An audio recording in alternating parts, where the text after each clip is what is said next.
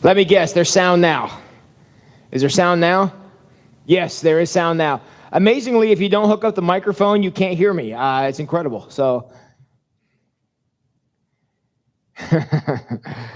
okay, I had like 26 cords plugged in, and I forgot the most important one. So, back to the top here. Mike and Tina Bird, how you doing? Joyce Koenig, welcome. The party's officially started with Joyce Koenig coming in second. Tim and Candy, hi Daryl and Sherry. Hi Mike and Tina. Hey Eric, glad to see you, buddy. Teresa and Jess, glad you guys are here. And Tina and Mike, I will back Joyce up on that. She truly is a hoot. So that's good. Teresa's wondering about homemade ice cream. I'll be honest with you, I'm wondering about homemade ice cream too. I haven't had any of that for a long time. Hi Deb. Hi Suze. Hi Ange. Joyce said it was awesome. We had grilled chicken too.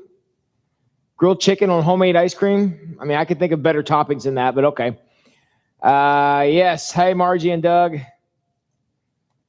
All right. Hey, yes, you can hear me. Yes, amazingly, when you plug the microphone in, the doggone thing works. It's incredible. So, hi, Christina. Hey, Joe and Marcia. Hi, Jan. And Scott should be here soon. Very good. So, all right. How many of you got to enjoy some beautiful weather today? I'm going to get a crink in my neck from this. Ugh. How many people got to enjoy some beautiful weather today and got some sun?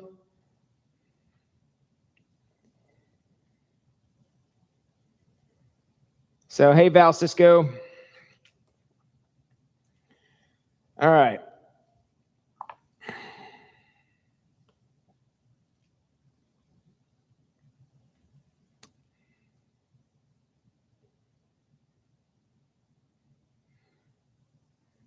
Okay. Weeding flowers. Teresa, you may not be aware of this, but God only created two kinds of plants. The kind that you eat and weeds. I just thought I'd throw that out there for you. So Amy says she worked outside yesterday and sweat like a pig, and I do not doubt that for 1 second. Christina got some outside time. Tim was in the office all day, man. Sorry about that. Yeah. If you want to know where we are in the book, we're going to page 101. So if you want to start flipping through, we're going to end up on page 101. So I'd love to have you join us there for discussion. I had the camera unhooked today because I did a bunch of recording. I recorded all the stuff for Sunday. Daryl and Jean came over and we recorded the music. I recorded the sermon and stuff earlier today. So I was in the process of editing when I jumped on here, and that's why the thing was unhooked, because I had the camera up front. And Casey turned 1 on Tuesday. Eric, are you kidding me? That baby is 1 year old. I cannot believe that. So Beth Reedy ate at the Boardwalk Grill for supper. It was really good. Yeah. Hey, you want to talk about something good? Tonight for supper, for dessert, I treated myself. I went over to Dairy Queen over on Salina Road, and they have these things called Frosted Animal Cracker Blizzard. Oh, my heavens. They are awesome. They are really, really good. So any of you looking for a cool treat here on the summertime, just go over there and get one of those. Those things are awesome. It's my favorite Blizzard I ever had in my life. So Teresa says, thanks for the plant insight. Teresa, I'm going to throw that little lesson in for absolutely for free tonight as a free bonus for you coming. I feel like it's truly the least I can do, trying to help my fellow peoples here. So hi, Cheryl. Glad you're here. Janet, Janice is working on bushes. You guys trimming? I went out and bought a Black & Decker, a hedge trimmer. Holy cow, that thing will take off all your fingers. This thing I got, because I got this crazy bush by my house that grows 2 feet per day. I could literally trim it every day. I've never seen a bush grow like this one. And it's got to be some kind of mutant or alien bush. I don't know what it is, but it grows like nothing I ever seen.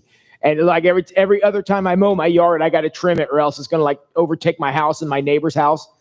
So, yeah. So I know a lot about hedge trimmers. Val, what? What the heck happened, Val Cisco? I was fired this morning, and within a half hour, I had an interview and got a new job. God is good, a blessing in disguise. That's as excited as I've ever seen anybody about getting fired. So, what's your new job? Let's see if I can guess what your new job is, Val. I'm guessing. Hold on, I'm going to guess what Val Cisco's new job is. Hold on, I got this one. Private security. You're a bodyguard for a celebrity here in town, aren't you? Trained in many forms of assassination and defense and small arms fire and driving defensively. Tell me if I'm right, Val. I have a feeling that's what your new job is. So get on there and tell me that I'm right. So, all right. Lemon ice cream from Minster sounds fun. You went to Eric went to the new DQ over by Walmart. I saw that last time I was over there. Yeah. Did you get one of those frosted animal cracker McFlurries? Or not McFlurry, that's McDonald's. Blizzard or whatever they're called there. Man, they were good. So, all right. Way to go, Val. Way to go, Val. And Teresa's giving Amy hugs. That's cool. Val was looking for a new job. Congrats on the new job. Congrats, Val. Okay, so Val apparently is working in private security. So if you need anybody assassinated, you can give it to Val. Val says she will have people assassinated for the small price of a frosted animal cracker Blizzard from Dairy Queen. So that's all it takes. So you guys can get in touch with her about that. All right, hey, Jack and Cheryl. All right, we have to do something serious here because I'm horsing around.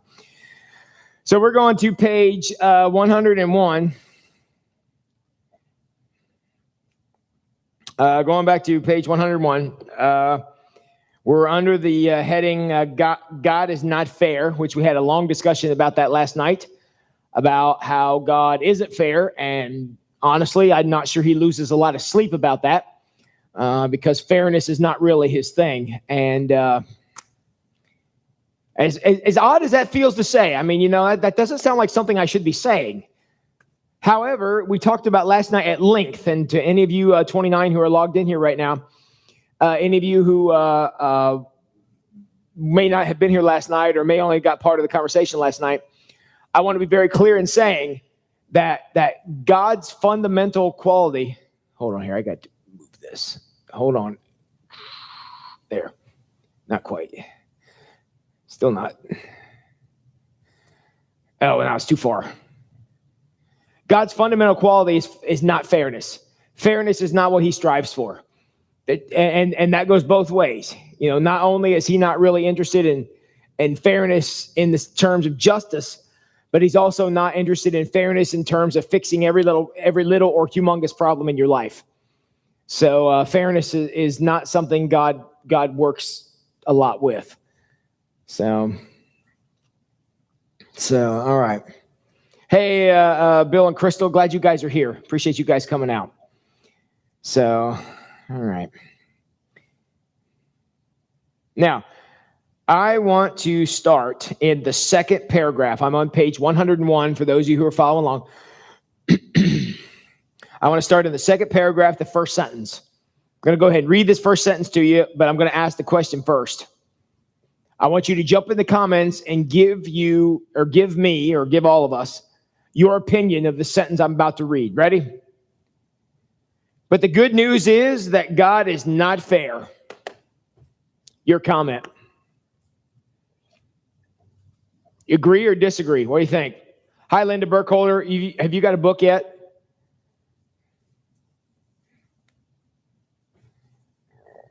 But the good news is God is not fair. Is that good news? Because understand, there are times that bad things are going to happen. And then there are times that things that aren't fair are going to happen, and it's going to balance in our favor.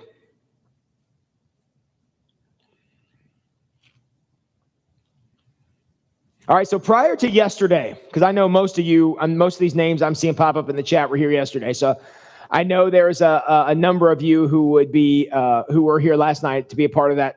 Really, we've had a lot of good discussions, but that one was a gold star one last night. about God being fair or not fair. And how many of you prior to last night would have been comfortable if I would have came out and said God is not fair and just left it there prior to last night? Because I had an hour or 45 minutes or so to explain myself last night. How many of you would have been okay if I had said, hey, everybody, I want you to know God's not fair. And that's just how it is. How many of you would have been okay with that? Okay with me, or anybody, not just me, claiming that God is not fair? Yeah, Cheryl, I couldn't agree with you more. That's great, because if he was fair, I'd be in a lot of trouble. Agreed. Mike and Tina Bird says if he was fair, I'd be 6 foot under. Agreed. Beth says he knows what's fair, what's best for us. And honestly, what's best for us may not always be fair, and that goes both ways. I agree with that, Beth Reedy. Let's see here. Tim says, I believe fairness is a human construct. God thinks differently. I'd agree with that. And I will also take that a step further and say that God doesn't, what's the word I want to use here? Value? Maybe that's the word I want to use. God doesn't place any value on fairness. I mean, think about some of the parables that Jesus told. I mean, the one that pops into my mind was the one about the workers in the field. And he hires people early, and throughout the day he hires people, and at the end of the day he pays everybody the same. Friends, that is the epitome, the ultimate example of not being fair. And when the people who were hired earlier in the day are like, dude, what gives? The manager says, look, I'm not cheating you. I'm giving you what's fair. I'm being generous to the people who came later. Now, I'm going to tell you right now, that's a horrible business practice. In fact, we're seeing that illustrated right now with these COVID-19 shutdown things. I was reading an article on Google yesterday that says there are people who don't want to go back to work because they're making more money. Why would I want to go to work when I've got a better deal going on this on the shutdown and all this? And I can't blame them. And I think that's kind of where that parable of the workers in the field would be. If you're going to pay everybody the same, no matter if they start at 9 o'clock or if they start at 5 o'clock, you're not going to find a single worker for your field until 5 o'clock. Then you're going to find more than you know what to do with. So that's a horrible, horrible business practice that I would not recommend. I'm assuming that if I showed up to preach one Sunday in a whole year, or if I preached 52 Sundays in a year, if you decided to pay me the same, no matter which one I did, I'll see you on December 31st, right? I mean, that's kind of how this is. So it's a terrible business practice, but God's not running a business here. God is directing a planet. He's God of a world. There's no parallel in our world to that. Not a CEO, not somebody who runs a big company, nothing like that. There's no parallel to that in this world. So God is able to do things that I can't say that we can't do them, but it probably wouldn't be recommended that we try. And that's where God's lack of fairness comes from. Okay? Now he goes on to talk about some of the wages of sin and things, and you guys have heard the whole path of salvation and all that stuff before. That's nothing new. He talks about how we're sinners and we should be all dead because that's the wages of sin, and the fact that, and I think it was Mike and Tina said we'd already be 6 foot under if it wasn't for God's lack of fairness. That's one thing we need to keep in mind, because it's that very commitment to not being fair that led to us, being alive. So that's something we really want to think about. And that's what he says. I'm now on page 102. I'm at the sentence right above the little subtitle that says undeserved forgiveness. For those of you who have the book, you see that sentence? It says, thankfully, we don't always get what we deserve. Thankfully, we don't always get what we deserve. A lot of times when we're worried about getting what we deserve, it's when we think we deserve more than we're getting. However, we don't take any time to consider the fact that there are times that we get a lot more than we deserve. We don't want to talk about fairness in those times. It's just when we feel slighted or mistreated or get the short end of the stick or any of that kind of stuff. That's when we want to talk about unfairness. And that can really throw you off.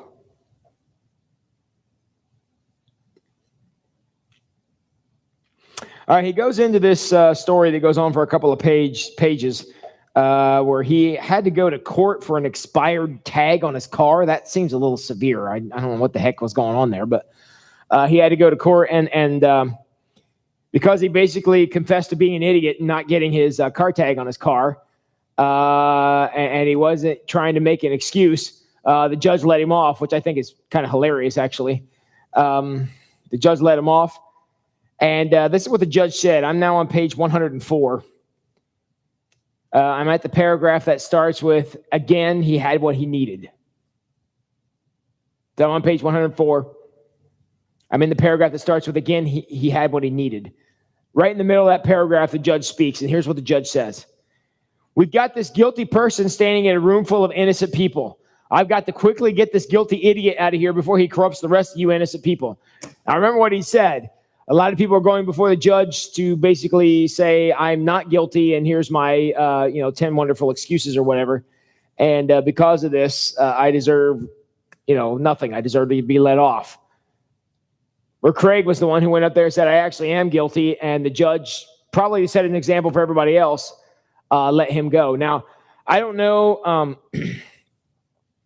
what the size of the town was that he was serving in at this time, but chances are if he was the pastor of a good-sized church in a medium-sized town, the judge probably knew who he was and did the right thing and let the pastor off. But that sounds like what's going on here. It was kind of a scratching of the back thing here. But that's how it works. That's how grace works. I think that God is willing to extend grace. But that grace only does anything is if you decide that you need it. If we don't need grace, we have good excuses for everything we're doing. What good is that grace going to do for you? I mean, the judge was willing to show grace. He clearly shows grace in this situation. But he didn't show grace to anybody else because they didn't need it because they were innocent. That's what the judge said. And it's interesting, the kind of example that the judge set. Because somebody got up and was honest, look, I just screwed up. I'm not going to try to get out of this. The judge let him off, which I think is pretty cool.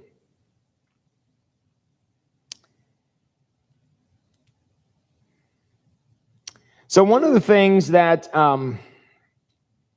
we've kind of hit on this a couple times here is one of the things. Sorry, this thing bothers my ears after so long. One of the things that we talked about here is that we often want to talk about fairness when we perceive that we have not received something that we feel like we should have, okay? God should have intervened in this in some way to make it work out in the way I wanted it to. And when God doesn't do that, we feel slighted and we want to talk about injustice and hellfire and damnation and all this other stuff. That's kind of where that goes, is we really want to get on our high horse and talk about all the mistreatments that we have experienced when things aren't going our way. And I know that you all know what I'm talking about. Yet we don't have the same level of commitment to pointing out the fact that when I get blessed, it's equally as unfair. We don't even mention that. Sometimes we don't even notice it. Sometimes we don't pay attention to it unless it's something, significantly big. You realize that God's unfairness is being displayed in both situations, but we only get upset about it when it doesn't go in our favor, or we feel like we've been slighted or left out or cheated or, whatever. Have you guys ever noticed that? Blessings and disappointments are the same manifestation of God's unfairness. Or I shouldn't say God's unfairness, about God's not being terribly concerned about fairness. I'll say that. I don't want to say that God is unfair. I'm just saying that God is not, ultimately committed to fairness. You do realize that, right? Blessings and disappointments display God's same non-commitment to fairness? Jump in the comments and tell me if you've thought about it that way. Getting blessed and getting disappointed come from basically the same place. It comes from God not being fair. They're two sides of the same coin. One of them we love. One of them we despise. Jump in the comments. Tell me, you guys ever thought of it that way? Because that's exactly what it is. Blessings and disappointments come from the same attitude God has about fairness, and the fact that He is not committed to it. Is anybody with me here tonight? Daryl's with me. Anybody else here with me?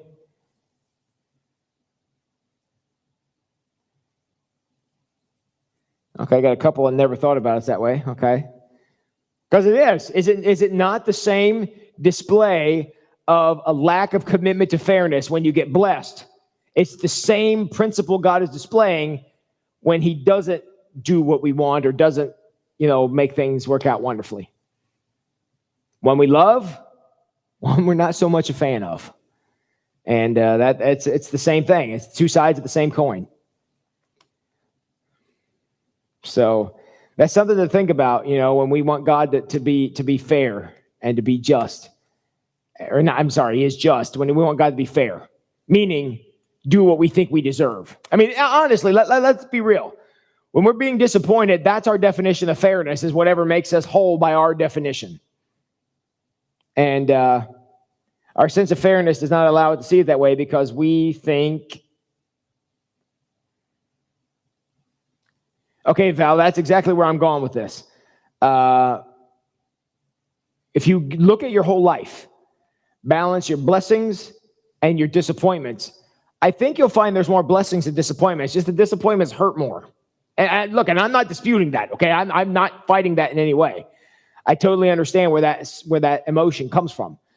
But the idea that, we're all okay and may not even notice and don't even say thank you when God bends the rules in our favor, and at the same time, we get, real upset when we feel like the rules go against us. And I'm sure, Joyce, everybody's description of fairness is probably different, and I would say it's probably different for the same person in different situations. Okay, so I'm sure that it is. Our sense of fairness is always allowed to see it that way because we think blessings are always fair. Of course we think blessings are always fair, Tim. That's what we think. But they absolutely are not. They are signs of God's unfairness. We just are totally okay with that. And I think Mike and Tina say, I think most people take good things in our life for granted and seem to dwell on the bad things. Yes, that is very true. And when we start keeping score and we end up forgetting, 80% of all the blessings that we receive, and we suddenly start looking at blessings as things we're entitled to, so we don't count them anymore, that's going to make the deck stacked really against God.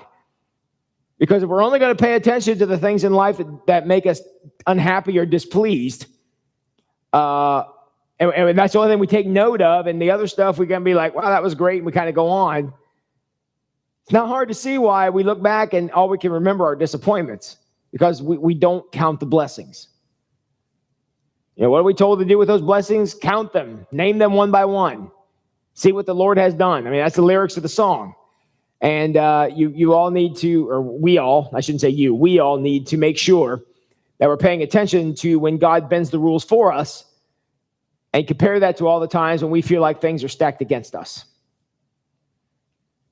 So Joyce here says, I've gotten blessings that I did not deserve. And well, I find that hard to believe, Joyce, because you're a special lady. I understand the sentiment. It's a lot of blessings out there. In fact, let's be honest, none of us deserve any of them. So the fact that they exist at all is a sign of the blessing of God's unfairness. So, yeah, Beth, there have been some blessings with this COVID-19. It's been hard, and we're all sick to death of it. And now we don't know what to do with this reopening mess. But there have been some blessings in here. Not the least of which I've had a over 2-month daily Bible study with over 30 people in it every night. These live streams, since we started these, what has been 2 months ago or probably about 12 weeks ago, since we started these, I have probably had more people be a part of this study than almost all the rest of the Bible studies I've taught in the last 25 years. And that's amazing. Just a wonderful blessing to be able to have this experience with my sisters and brothers with Christ. Not only would I not have had this, I wouldn't even know how to do this. I wouldn't have the equipment I needed to do this. I wouldn't have had this piece right here that I can't show you. You're just going to have to trust me. But this piece right here that I bought that's plugged into this computer that's right here, I'll show it to you. See my computer? You see the top of my computer right there. I have a component that's plugged into the front. I wouldn't even know that component even existed, let alone own one, had not COVID-19 happened. So these are things that have happened because of COVID-19 that otherwise wouldn't have. And what a blessing that is. So let's see. Daily challenge for Mike and Tina are throwing down the gauntlet. Are y'all ready? A double dog dare. Now, friends, you cannot turn down a double dog dare unless you're a chicken. So we have been double dog dare. And before I make a big deal out of this, I probably should read what it is. Count your blessings in one day and all the negative in the same day and see how they compare. All right, there you go. So, all right, that's what we're going to open up with tomorrow night. Blessing counting versus disappointment counting. And I'm going to ask you, and I'm going to expect you all to be able to answer. What's your ratio? What's your ratio to bad to good? I think you'd be surprised if you really, really make sure you're paying attention to everything. Be really surprised. What's one blessing that I had today that I had because God put it in, presented me the opportunity and I took it? You know what it was? It was a frosted animal cracker blizzard from Dairy Queen. Dude, I cannot even tell you how blessed I was by that.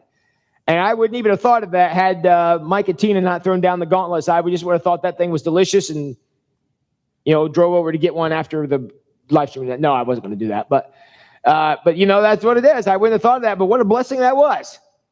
And it was great. And I enjoyed it immensely. And hope I have another one real soon. So, yeah. All right.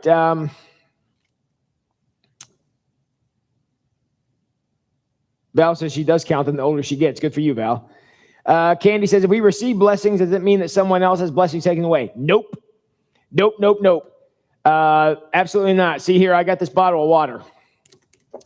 So if we all decided we were no longer afraid of COVID-19 and I passed this bottle of water around and everybody took a drink out of it, just go with me on this. When this bottle came back to me, there would be significantly less water in it. Okay, it would probably be empty. Because every drink that you take is a drink somebody else can't take. God don't work that way. God works with this amazing concept called infinity.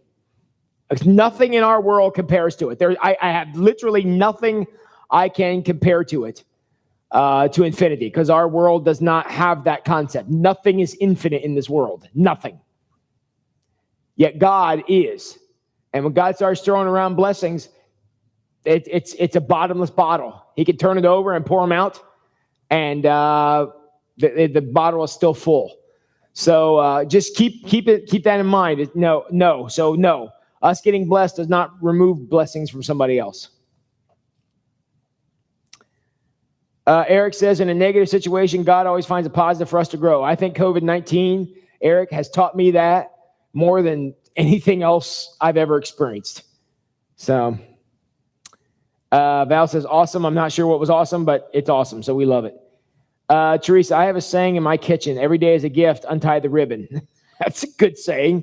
A lot of times we leave that gift in the package and wonder why we don't know what it is. So, all right, Joyce agrees with Eric, as I do too. Deb, you receive a blessing that was unexpected. Yeah. And, because an expected blessing is not a blessing, it's an entitlement. At least that's the attitude. But if you get something that comes along, like I had no idea how good that blizzard was going to be when I bought it. And I enjoyed every single bite of it, more than I should have. And what an unexpected blessing. It could have been nasty. I didn't know. I was trying something new. And I was not disappointed. And I think I've made that way too clear. So Val already knows she has more blessings than disappointments. That's good.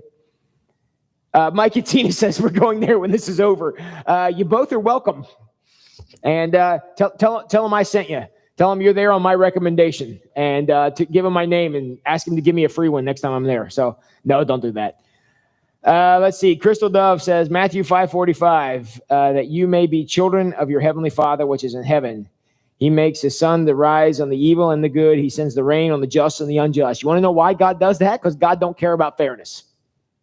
Simple as that. Crystal, thank you for making my point for me. And that's exactly right.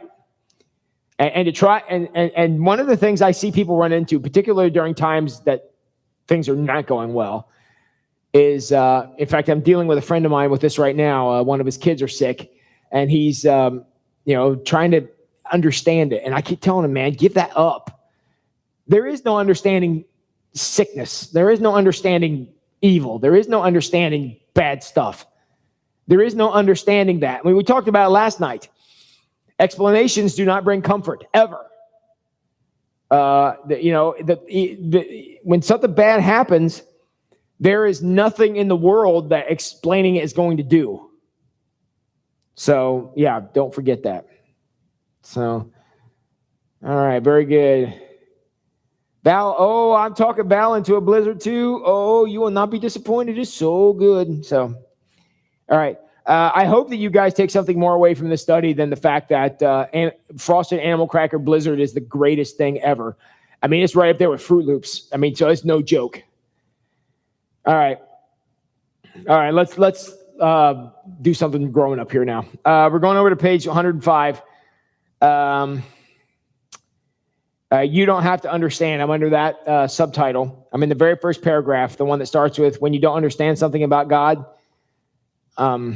Now we got a quote here from Andy Stanley, and I'm sure a number of you probably heard of Andy Stanley. He's a famous pastor, author, and done a lot of good work.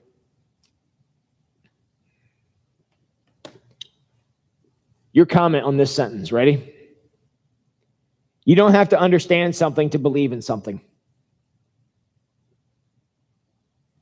You don't have to understand something to believe in something.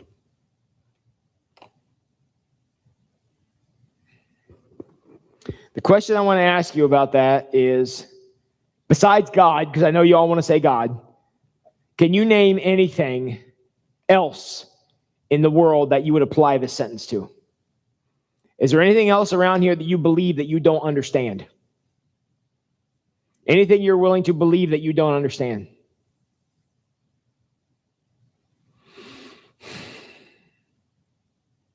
Can any of you name anything in this world that you believe that you don't understand?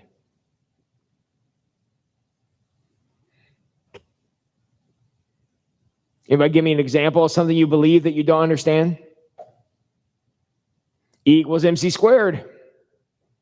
You know, why does energy equal mass time the constant? Sherry says, look, wow, 2 equals MC squared. Yep. Yeah, love. I mean, you want to try something completely confusing? There you go. That's a good example, Sherry. Cheryl, physics. I definitely will give you physics. I don't understand why gravity is negative 9.8 meters squared. I don't know why, but it is. That's how fast you're going to accelerate if you jump off a building. So I'll give you another example. I rode my bike down here tonight, so I don't have the Beetle with me. But earlier today, when it was raining, I didn't want to get rained on. So I get in the Beetle. I get the key, and I stick it the ignition, and I push in the clutch, and I turn the key, and it starts. I don't have the foggiest clue how that works. I don't know what a starter does. I don't know what the spark plugs have to do with that. I don't know why gasoline is required. I don't know why oil pressure and air tire pressure and the alternator and the radiator and the carburetor and all these other aiders. I don't know what any of them do. I don't have the foggiest clue. If I go out my garage and there's something laying under the Beetle that fell off of it, I'll just kick it out of the way and pray I didn't need that part because I have no idea. Yeah, I have all faith that when I push that clutch in and turn that key, that the Beetle is going to roar to life in heroic fashion. I don't have a clue how that works. I don't know. And if it doesn't do it, all I can do is call somebody because I don't have a clue what to do with it.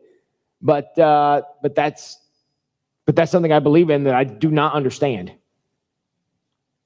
Tina and Mike say, I believe that phones allow you to communicate to people anywhere in the world, but not sure the technology. Yeah. How can I talk into this box?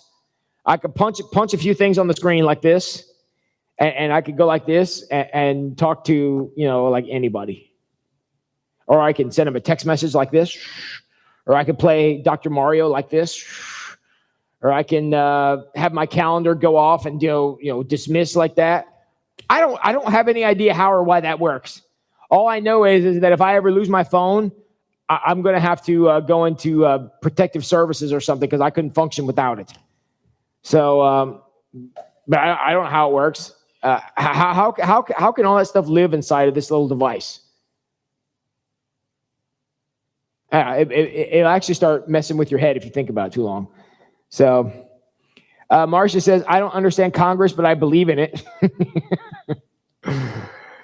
I believe it exists. I don't know if I believe in what it does all the time, but I get where you're coming from. Yeah. The phone thing too. Deb's confused, right? That's why every day we need faith and trust. That's right. Anybody out there who tries to convince you that we shouldn't believe in anything that we don't understand is a liar. Because nobody understands everything. I don't care if you are the smartest person on earth. Nobody understands everything. There are some people who understand some things and other people who understand other things, but why I can go into the doctor when I'm sick or I have poison ivy or something, and the doctor sticks something in my arm and plungs it, and 2 days later I feel better. I don't have a clue how that works. In the fall I go into Rite Aid and they're like, it's flu shot time, and they give me a shot in the arm, and it doesn't completely protect me from the flu, but it helps. I don't know how that works. Yet I believe in it because I've had the flu before, and God knows I don't want to do that again. So, Marcia, don't be throwing Joe under the bus. That's not even nice. If Joe wants to understand Congress and explain it to the rest of us, that's fine. But all you got to do is watch cable news for a little while, and if you don't start talking to yourself, you're not doing it right. Mike and Tina, do you believe in gravity if you're standing on the roof? Well, let me tell you something. If you stand on the roof and don't believe in gravity, you are clearly doing it wrong. Val says, I don't understand how they can live on a space station but believe in it. Yeah, I don't know what no gravity would feel like, but I know there's places where that exists. Tim Dickey says there are a lot of people out there who think they understand everything. There are a lot of people out there, and they're really annoying to those of us who do. Let me tell you that right off the bat, Tim. Yeah, y'all know what the most annoying part of being the smartest man in the world is? Everyone else is stupid. All right, bonus points for anybody who can tell me what movie that's from, as long as their name's not Susan.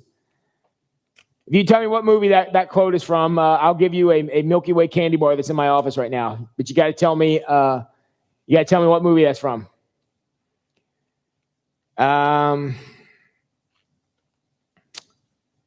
Deb Steininger, why there is an exact time for a shuttle to depart? Yeah. Why do they have to have an exact time? I don't know. That's an interesting question. Val says she'd love to travel in space. Susan is mad because she cannot participate in the competition because she has seen the movie. Good one. All right. Missed the quote. The quote is, you know what the worst part of being the smartest man in the world is? Everyone else is stupid. That's the quote. Don't be Googling it. Don't type it in Google. Don't cheat. What is the worst part of being the smartest man in the world? It's that everyone else is stupid. So, Milky Way candy bar for the first person who will Put up that right hand and say, I did not Google that quote, and tell me what it was.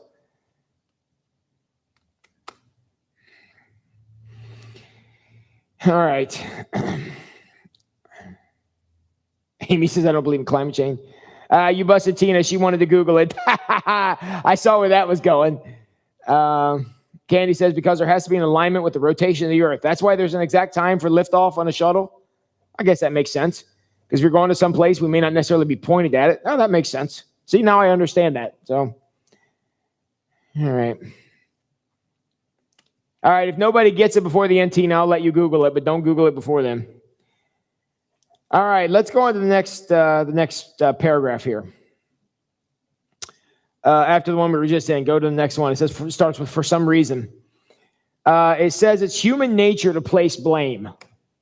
Man alive, I don't know if there's ever been a more true sentence ever written in the history of our world than that one. Yeah, Marcia, I trust that you didn't Google it. But it's human nature to place blame. Man, we love blaming people for stuff. You know, there are people out there, and their whole world is about blaming people for things. Any of you who are familiar with memes, one of the popular memes going around now is known as the Karen meme. I'm sorry if you want to laugh. Look up Karen meme. It will make you laugh. At least it makes me laugh. You're allowed to Google that one if you want, but not right now. But yeah, it's all about blaming people, and that's what this internet meme known as Karen. Oh, Susan, you better kiss up to Joyce here. Joyce is offering you something.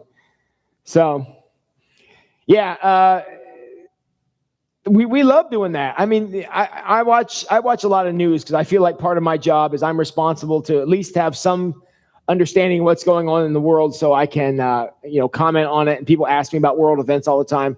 So yes, I'm kind of a news junkie, just professionally, because I feel like as a pastor I should be informed. But oh my word, if you would go through the news and axe out the stories that are about blaming someone, I mean, it doesn't matter who. We're not always blaming this. Well, sometimes we are blaming the same people, but whether it's a racial thing or it's a sexual thing or it's a gender thing or it's a economic thing or it's a climate thing or holy cow, it's embarrassing. Is there no one ever responsible for anything anymore? It just, it's a mess. It's aggravating actually, because how can we expect for anybody? I mean, not just me. I'm talking like younger generations. How can we expect those folks to learn to be responsible for themselves if all the examples they ever see are people blaming other people? And I see Linda Horn does some watching of the news too. And for those of you who are up on your you're up on your news feed, you'll know that Linda is speaking. She's dropping a truth bomb on you right there. So, all right. So it's human nature to do that. However, here's the problem. What do we do when we run out of people to blame?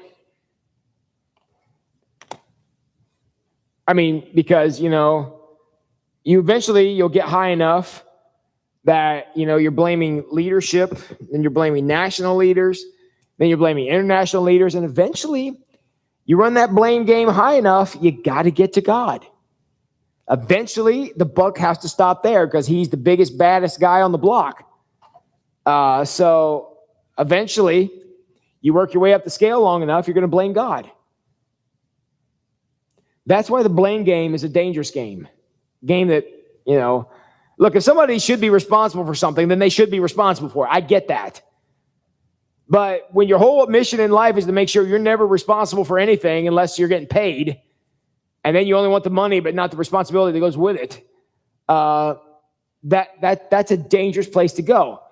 Because the ultimate end of the blame game in every situation is God. Because eventually you're going to run out of people to blame stuff on. And that's where that goes. That's why that's a dangerous game. That's why Satan loves playing the blame game. Because grace doesn't work as long as it's somebody else's fault. If you're not responsible for what you did or whatever, grace What is grace going to do? You don't need it. It's somebody else's fault. You're living in your own little secluded world that the blame never sticks to you because you can slide it off to somebody else. Well, what do you need grace for? Essentially, Jesus's display of unfairness on the cross, it's all right. Appreciate that. It was a nice thing for him to do, but it doesn't really apply to me because it's not my fault. And I do things that aren't my fault. And whatever. If you don't take responsibility for anything, you never need grace.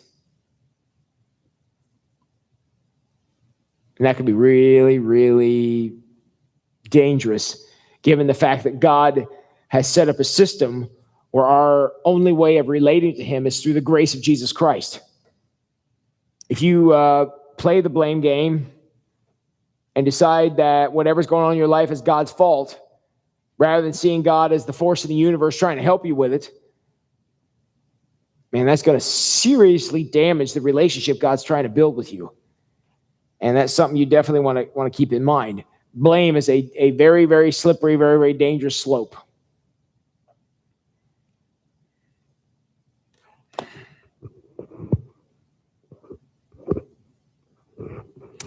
All right, I'm going to turn over to page 106. I'm in the paragraph that starts with, just because God can use what happens doesn't mean he causes everything. I definitely agree with that statement. God may be able to use what's going on. He may be able to, make all things work together for our good, as the verse says. But I don't necessarily put the blame for everything at his feet. I don't think God causes natural disasters. I don't think God causes sickness. I don't think any of those things. I think that God is all about working through things that are going on. And so that's why blame is such a difficult thing. Because if God is trying to, take a bad situation and redeem it, or take a bad situation and teach you something from it, or take a bad situation and move you to a better place, and the whole time you're making sure that responsibility slides off your back onto somebody else through the blame game, God's like, you're not allowing me to use this terrible situation. You're not allowing me the chance to use this to help you. You're not allowing my grace to mean anything. And let me assure you, God is no fan of that. So in that paragraph, if you skip on down there a little bit, he says, God may allow it, but he doesn't cause it. That's an important distinction. And that is an important distinction about things that go on.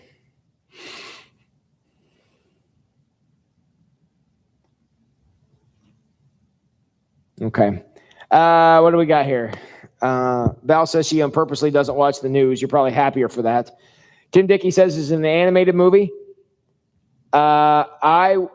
I will say it is partially animated. I think that's the correct answer. It's a partially animated movie and is not Megamind. Good guess, though. Satan is the destroyer. That is an extremely true statement. Governor DeWine.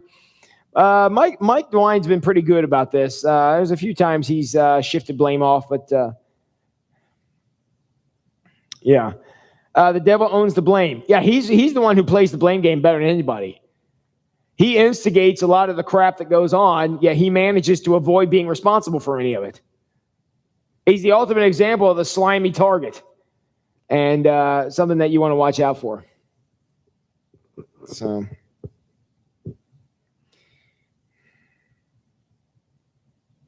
all right, he goes on to this great discussion he has here about the blind man in John chapter 9.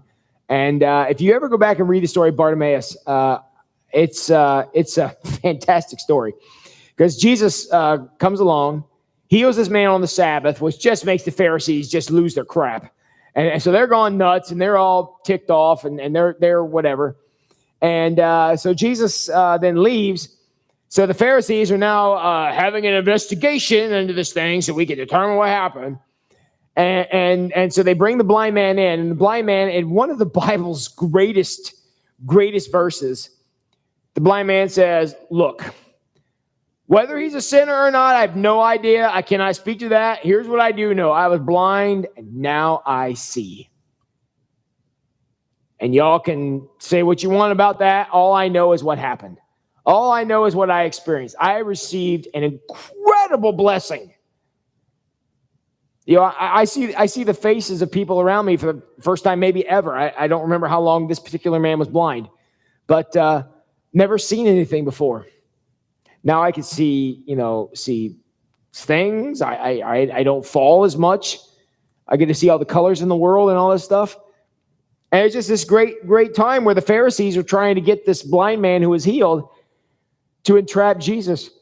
And he basically says, look, I don't know what you want to know. I don't know. I don't know what it is you're trying to get me to say. I don't know what it is that went on here. All I know is I was blind and now I see. That's it. I'm not even on anybody's side here. I'm just telling you what I experienced. It was awesome. It was awesome.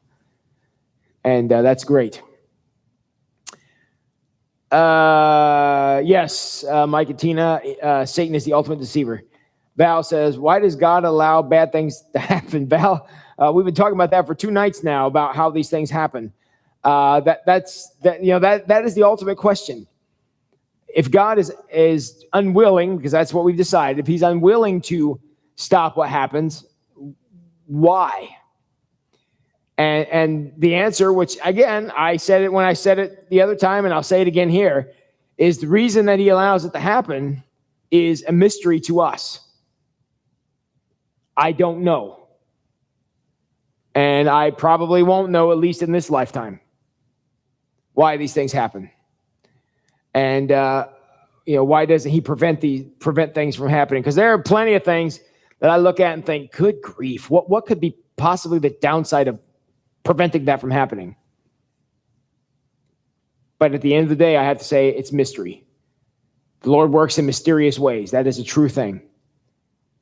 And what we have to remember is bad things that happen, evil things that happen, they don't cancel God's plan. They may not be a part of God's plan, but God's plan is still working. It's not derailed when evil happens. And those bad things that happen are a constant reminder that we live in a broken world. The number one thing in Revelation chapter 21, Jesus gives John, the person who's having the vision that we know as Revelation now, he's having this great vision of heaven. And he looks and he is so struck by this vision of heaven. And the thing that is the most amazing to him as he's looking out on this magnificent scene of heaven, he goes, the thing that he brought back to write down for us that he thought was the most important thing was, he said, when I looked at that place, as incredible as it was, I mean, we all want to know about, flying cars and things like that. John says, no. The most amazing thing is what I didn't see. I didn't see death. I didn't see sorrow. I didn't see crying. I didn't see pain. Gone forever. All the things in this world that we count as being not fair are incorporated in those 4 things: death, sorrow, crying, pain.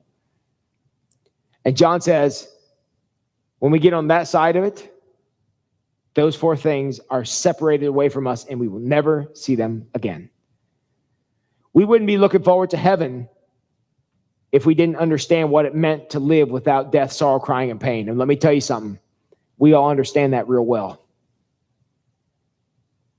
We understand death, sorrow, crying, and pain so well that the idea of living in a place without those 4 things, let's be honest, what else matters about heaven? What else can we know about heaven besides knowing there's no death, sorrow, crying, and pain? What else do you need to know? Sounds like a great place. So, and I think that's why God allows bad things to happen.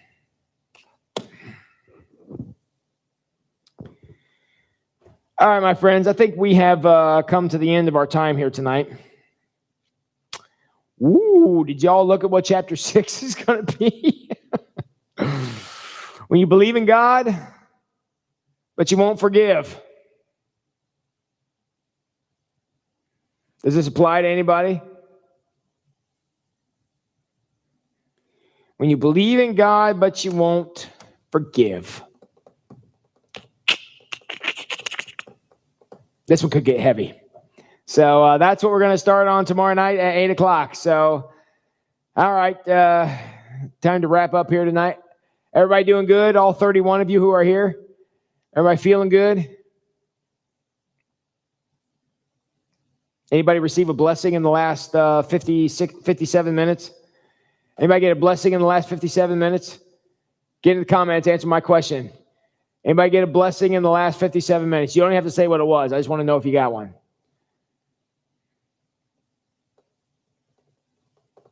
Oh my gosh, yes, I have to give away what movie this is. Tim, it is not the Lego movie. Excellent guess, though, also.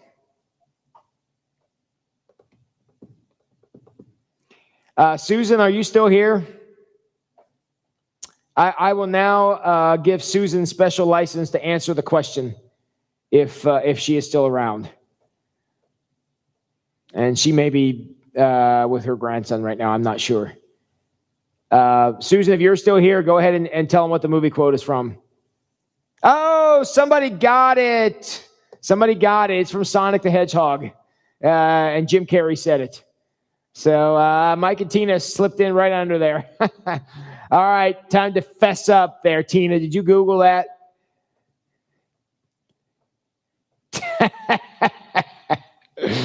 Tina loves Google. All right.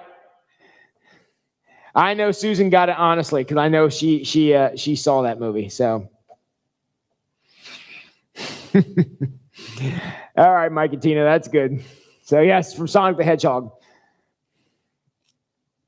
So, all right, very good. Well, hey, I appreciate you guys all coming out here tonight, and I appreciate you being a part of this conversation here with me. Seriously, you guys honor me by sharing your evenings with me. I love you all very much. Thank you for the great discussion. I'm looking forward to this one tomorrow night. What happens when you believe in God but won't forgive? That's the word. The word ain't can't. The word is won't. There's two different words. And yes, Suze, Tim does love that quote. So Mike and Tina, I will expect a full report of the Frosted Animal Cracker Blizzard. And you are just so welcome for the blessing you have coming. And anybody who has one in the next 24 hours who may want to comment on it tomorrow night, I will be happy to entertain that. Because we need full reports on blizzards. So, yeah, we're going to get 2 sessions out of this, and I'm pretty sure, Tim. So, all right, guys, you guys honor me with your presence. I can't even begin to tell you how much I appreciate you being here. I love you all very much. Looking forward to having you back together in the same place at the same time, and looking forward to getting there soon. So everybody have a great night. Sleep tight. Have a good evening, and go wash your hands.